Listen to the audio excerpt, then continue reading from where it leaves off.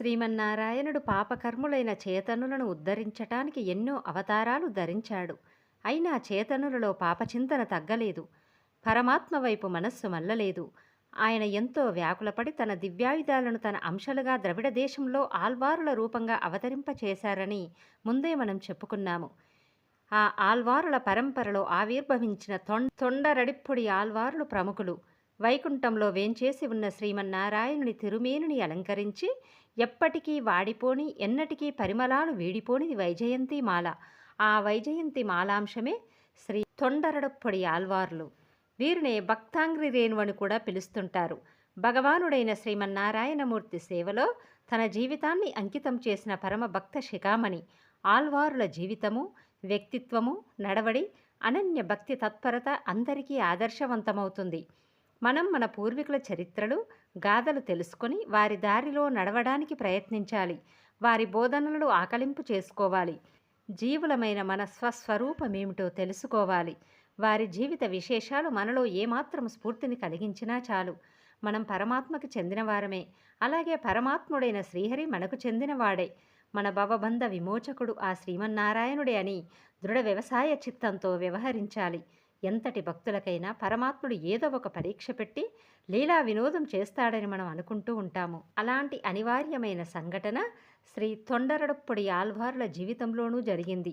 అది నిజంగా దుఃఖతరమైనది. చీకటిని తొలగించుకొని ప్రకాశించే భానుతేజములా ఆ మాయతెర తొలగింపబడి ఈ ఆల్వార్లు పరమ పవిత్రులై శ్రీరంగనాథ స్వామికి పరమ ఆప్తులైనారు. తమిళనాడుకు చెందిన కుంభకోణ పట్టణానికి సమీపంలో తిరుమండంగుడి అనే పవిత్ర పుణ్యక్షేత్రమున్నది.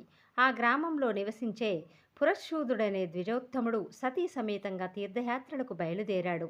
పుణ్య నదీ స్నానం, దివ్యదేవతా సందర్శనం చేసుకుని తమ జన్మను సార్థకం చేసుకోవటానికి ఎంతోమంది తీర్థయాత్రలు చేస్తుంటారు.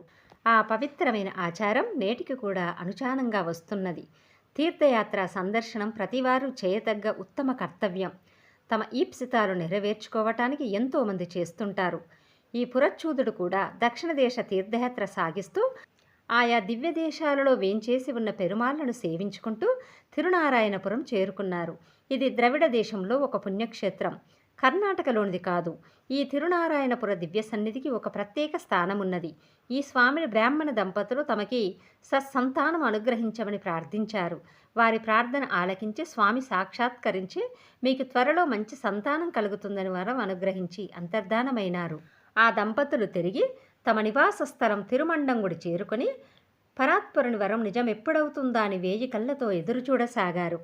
భగవానుడైన శ్రీవతి భూషణమైన వనమాలాంశతో వారికి కలియుగము 109వ సంవత్సరము ప్రభవయందలి మార్గశిరమాసం సోమవారం జ్యేష్ఠ నక్షత్రమున ఒక పుత్రుడు ఉదయించాడు. అతడే విప్రనారాయణుడు. వారినే భక్తాంగ్రి రేణువులుగా వ్యవహరిస్తారు. తమిళంలో తొండరడప్పొడి ఆల్వార్లని పిలుస్తుంటారు.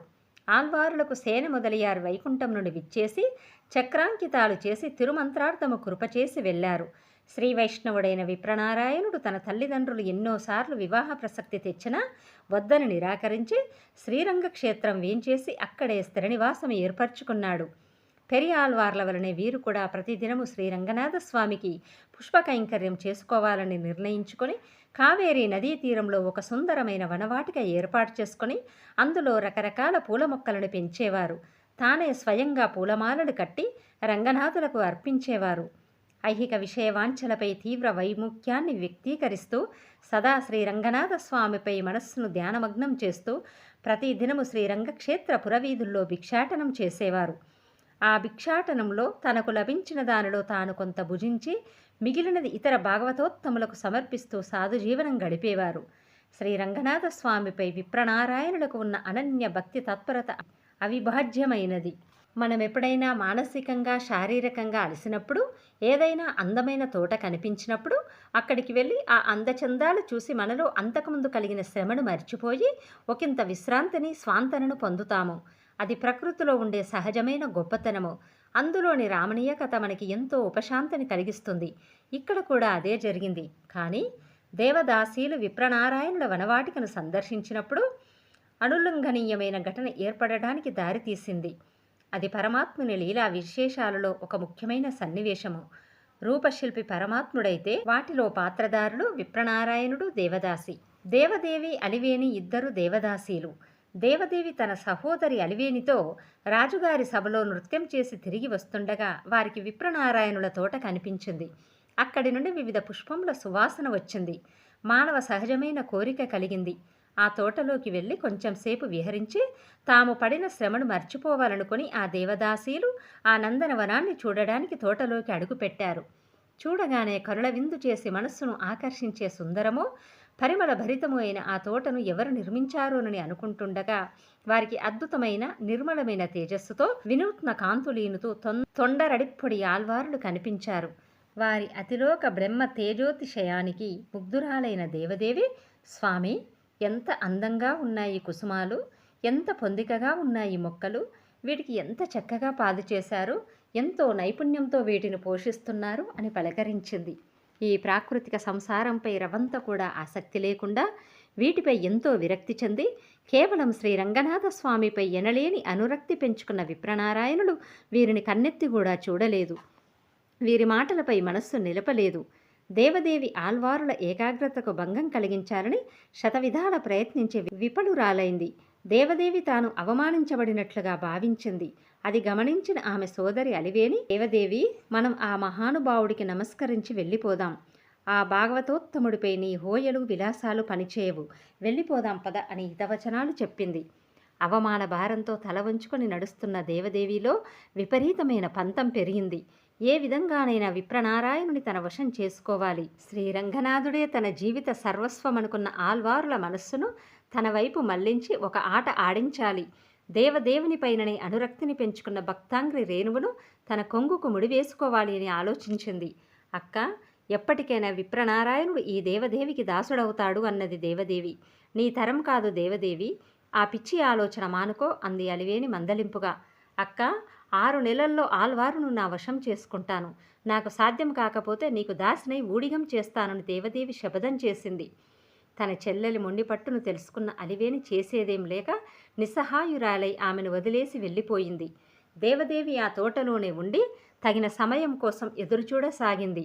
భగవత్ సంకల్పం ఎంతో విచిత్రమైంది, అంతుచిక్కనిది, అనూహ్యమైనది కూడా. ఏ క్షణంలో ఏ మాయాజాలం కమ్ముకొని ఏమవుతుందో తెలియని ఆ విధి అనులంఘనీయమైనది. ఎంతోమంది మేధావులను, ధీమంతులను, దృఢచిత్తులను, భాగవతోత్తములను ఏమరుపాటులో ఉంచి విచిత్రమైన ప్రమాదాలకు గురి చేస్తుంది. ఆ ప్రమాదంలో పడవేసి అంతలోనే ఆదుకొని తన సన్నిధికి చేర్చుకునే శ్రీమన్నారాయణుడు దయార్థ హృదయుడు. విప్రనారాయణుడు కూడా పరమాత్ముని లీలా వినోదానికి అతీతులు కారు కనుక తన వినోదం కోసం పరమాత్ముడు విప్రనారాయణులను ప్రధాన పాత్ర చేసుకుని ఒక నాటకం ఆడించారు. ఆ నాటకం ఇలా ఉంది. ఒకరోజు రాత్రి వర్షం కుండపోతగా కురిసింది. ఆ రాత్రి ఆ వర్షంలో తడుస్తూ ఆల్వారుల కుటీరం ముందున్న చెట్టు కింద పడుకొని ఉన్న దేవదేవి వణుకుతుంది. నిద్రలేచి అది గమనించిన విప్రనారాయణుడు పర్ణశాలలో పడుకొని ఉన్న తనకే ఇంత చలి బాధగా ఉంటే బయట పడుకొని ఉన్న ఆమెకు మరింత బాధగా ఉంటుందోనని ఆలోచించి లోపలికి రమ్మని పిలిచారు. ఆమె ఈ అవకాశం కోసమే ఎదురు చూస్తున్నందువల్ల తొండరడుప్పొడి ఆల్వార్లు పిలవటమే తడవు ఇక ఏమాత్రం ఆలస్యం చేయకుండా లోపలికొచ్చింది. వర్షంలో తడిసిన దేవదేవిని బట్టలు మార్చుకోమని చెప్పి తనకు గల పొడి బట్టలు అందించారు. ఆమె రూప సంపదకు, సౌందర్య విలాసాలకు ముగ్ధులైన భక్తాంగ్రి రేణువులు వివశులై ఆమె ఆధీనులైనారు. ఆ రాత్రి జరిగిన సంఘటన వల్ల వారి జీవితమే మారిపోయింది. అంతవరకు నియమ నిష్ఠలతో ఆచరిస్తూ వస్తున్న నిత్యానుష్ఠానము, శ్రీరంగనాథ స్వామికి పుష్ప కైంకర్యము కూడా ఆయన మానివేశారు. ఇక శ్రీరంగ క్షేత్రంలో నివసించటానికి వారికి మనస్కరించక దేవదేవి వెంట వరయూరు బయలుదేరారు. అక్కడికి చేరుకున్నాక దేవదేవి ఇంట్లోనే ఉండి ఆమె సామీప్యమే తన పరమావధిగా భావించారు. శ్రీ విష్ణుభక్తి తత్పరులైన విప్రనారాయణుడు విషయలాలసులైనారు. భగవత్ కైంకర్యమే ముక్తి మార్గమనుకున్న భక్తాంగ్రి రేణువు దేవదాసికి దాసుడైనారు. స్త్రీ పురుష వాంఛలకి, క్షణికము నశ్వరమైన కోరికలకు లోనైన విప్రనారాయణుల స్థితి పరమ దయనీయంగా తయారైంది. తన చెల్లెలి పిచ్చి పంతం వల్ల పరమ భాగవతోత్తములు ఇలా పతనమవటం అలివేనికి ఎంతో బాధ కలిగించింది.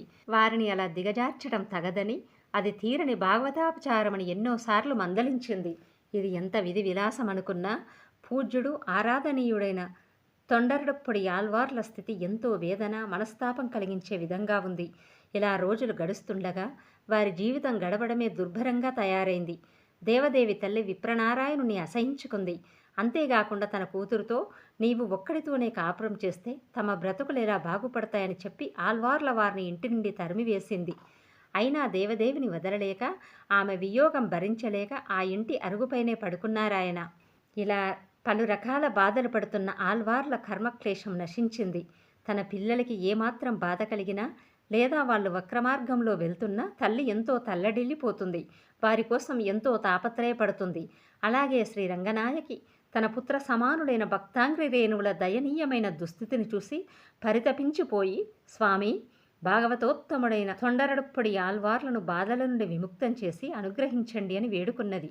శ్రీరంగనాయకి మాటలు విని అందుకు అంగీకరించి మారువేషంలో తన నిత్య ఆరాధనకి ఉపయోగించే ఒక బంగారు పాత్ర తీసుకొని దేవదేవి ఇంటికి వెళ్ళి ఆమెకి ఈ పాత్ర ఇచ్చి, నేను విప్రనారాయణుడ శిష్యుడిని, ఆయన మీకు ఈ పాత్ర ఇవ్వమన్నారు అని చెప్పి అంతర్ధానమైనారు. వేశ్యలకు తమ వద్దకు వచ్చేవారి ధనంతో నగలతో సంబంధం ఉంటుంది, కానీ వారి గుణగణాలతో కాదు. దేవదేవి ఆమె తల్లి ఇదే స్వభావం కలవారు కనుక శ్రీమన్నారాయణుడు శ్రీవైష్ణవ వేషం ధరించి బంగారు పాత్ర ఇచ్చిన తర్వాత దేవదేవి ఆమె తల్లి ఎంతో సంతోషించి కపట ప్రేమ నటిస్తూ ఆల్వార్లను లోపలికి ఆహ్వానించి ఇక ఎన్నో సపర్యలు చేయసాగారు. దేవదేవి చూపించే అనురాగం నిజమైనా కాకున్నా ఆల్వారులలో కొంచెం ఉత్సాహాన్ని కలిగించింది.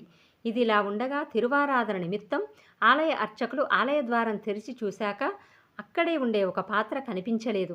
వారు ఆందోళనతో అధికారులకు తెలియజేశారు.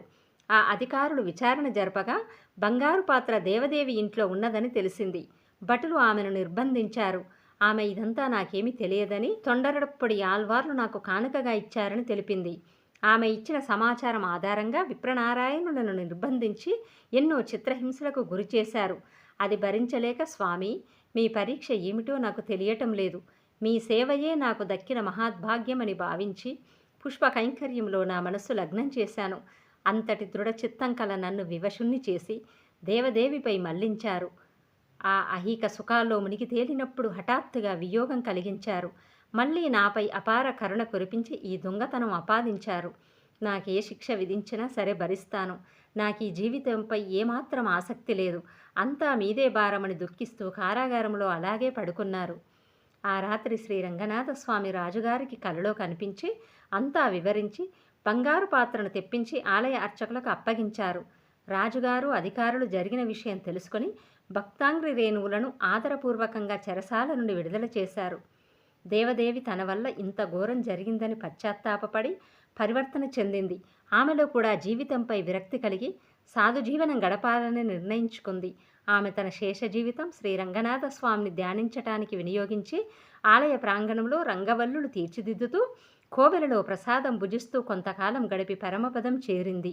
పెరియాల్వార్లు పల్లాండు పల్లాండు అని మంగళాశాసనం చేస్తే విశ్వామిత్ర మహర్షి శ్రీరామచంద్రునికి కౌసల్య సుప్రజ రామ అని సుప్రభాతం పలికినట్లుగా తొండరడుప్పొడి ఆల్వార్లు అరంగత్తమ్మ పల్లి జంద్రులాయే అనే మకుటంతో 10 పాశురములతో తిరుప్పల్లి యుజిచ్చి అనే సుప్రభాత మాలికను సాయించి శ్రీరంగనాథ స్వామికి మేలుకొలుపు పాడుకుంటూ కాలం గడిపేవారు. లోకమున నామ సంకీర్తనమే పరమోపాయమని ప్రతిపాదించుతూ 45 పాశురములతో కూడిన తిరుమాలై అను దివ్య ప్రబంధమును లోకమునకు ప్రసాదించిరి.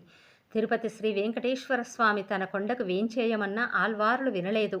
కనీసం ఆ స్వామిపై ఒక్క పాశురం కూడా పాడలేదు. శ్రీరామచంద్రుణ్ణి తప్ప అన్య దేవతను ఆరాధించని హనుమంతునిలా శ్రీరంగనాథ స్వామిని తప్ప ఇతర దైవాన్ని కీర్తించ ఏమాత్రం ఇష్టం లేని తొండరడొప్పడి ఆల్వార్ల దృఢ వ్యవసాయం అందరికీ అనుసరించదగ్గది. శ్రీరంగనాథుడే పరదైవమని నమ్ముకొని ఇతర దివ్యదేశముల వైపు అసలే తమ దృష్టిని మరలింపని రంగభక్తులు వీరు. నిష్కల్మషమైన భక్తితో నా స్వామికి ఒక్కసారైనను సేవను చేయలేకపోయి తినేయని మనస్సులో వ్యాకులత నొందుచున్న వీరి ఆర్తి ఈ క్రింది పాశ్రంలో గమనార్వము. కురంగుగల్మలై నూక్క కులిత్తు తాంపురండిట్టోడి తరంగ నీరొడై కలుత్త శలమిలావణిలుం పోలేన్మరంగల్ போல்வழிய நெஞ்சம் வஞ்சனேன் நெஞ்சு தன்னால் அரங்கனார்கால் செய்யாదే అలియత్తేనయర్కింజేనే. పూర్వం రామభక్తులైన వానర వీరులంతా సేతుబంధనకై కొండలను పెద్ద పెద్ద బండలను తెచ్చివేస్తుంటే చూచిన ఉడతలు కూడా శక్తి కొలది తమ వంతుగా చిన్న సేవను చేసినవట. సముద్రపు నీటిలో మునిగి ఆ తడిలో ఇసుకలో పొర్లి అలా తమ దేహంపై అంటిన ఇసుక రేణువులను సేతువుపై దులుపుతూ సేతు మార్గమును ఎత్తువంతులు లేకుండా సరిచేసినవట.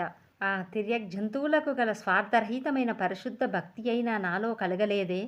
మద్దిముద్దు వలె అతి కఠినమైన పాపిష్టి మనస్సుతో క్షుద్ర బాహ్య విషయాలకై పరిగెత్తి తిని గాని స్వామి సేవకు నోచుకొనకపోయి తినే నా జన్మమెందుకు అని పరిపరి విధములుగా ఆవేదన చెందుతున్నారు వీరు.